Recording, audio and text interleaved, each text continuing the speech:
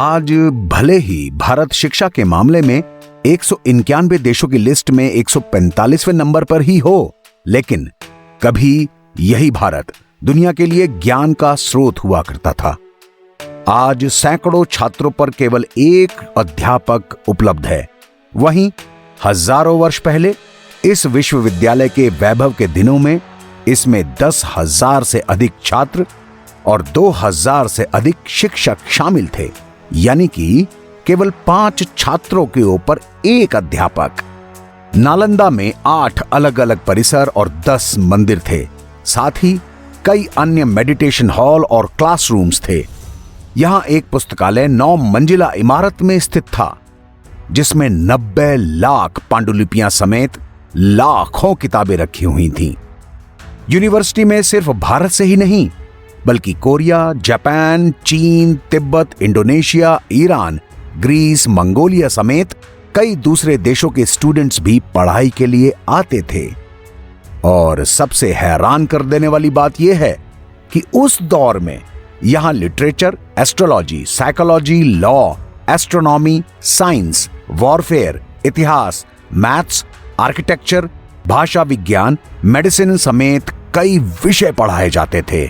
इसका पूरा परिसर एक विशाल दीवार से घिरा हुआ था, जिसमें प्रवेश के लिए एक मुख्य द्वार था। उत्तर से दक्षिण की ओर मठों की कतार थी। केंद्रीय विद्यालय में 7 बड़े बड़े कक्ष थे और इसके अलावा 300 अन्य कमरे थे, जिनमें लेक्चर हुआ करते थे। मठ एक से अधिक मंजिल के होते थे और प्रत्येक मठ के आंगन में एक कुआं भी बना होता था। 8 विशाल भवन, 10 मंदिर, अनेक प्रार्थना कक्ष और अध्ययन कक्ष के अलावा इस परिसर में बहुत सुंदर बगीचे और झीलें भी थीं। इस यूनिवर्सिटी में देश विदेश से पढ़ने आने वाले छात्रों के लिए छात्रावास की सुविधा भी थी। यूनिवर्सिटी में प्रवेश परीक्षा इतनी कठिन होती थी कि केवल विलक्षण प्रतिभाशाली विद्यार्थी ही प्रवेश पा पाते थे। यहां आज के विश्वविद्यालयों की तरह छात्रों का अपना संघ होता था, जो खुद इसकी व्यवस्था और चुनाव करते थे। छात्रों को किसी भी प्रकार की आर्थिक चिंता नहीं थी।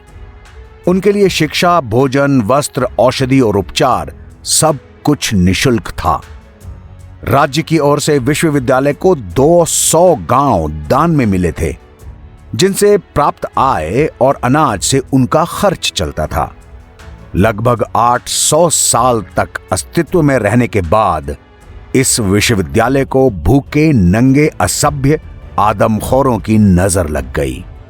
1193 में नालंदा विश्वविद्यालय को बख्तियार खिलजी के अधीन तुर्क आक्रमणकारियों द्वारा बर्बाद कर दिया गया।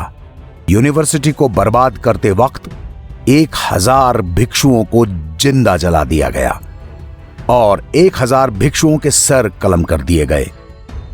पुस्तकालय को जलाकर राख कर दिया गया। तत्कालीन इतिहासकारों ने यह भी लिखा है कि पुस्तकालय में किताबें लगभग 6 महीने तक जलती रहीं और जलती हुई किताबों के धुएं ने एक विशाल पर्वत का रूप ले लिया था।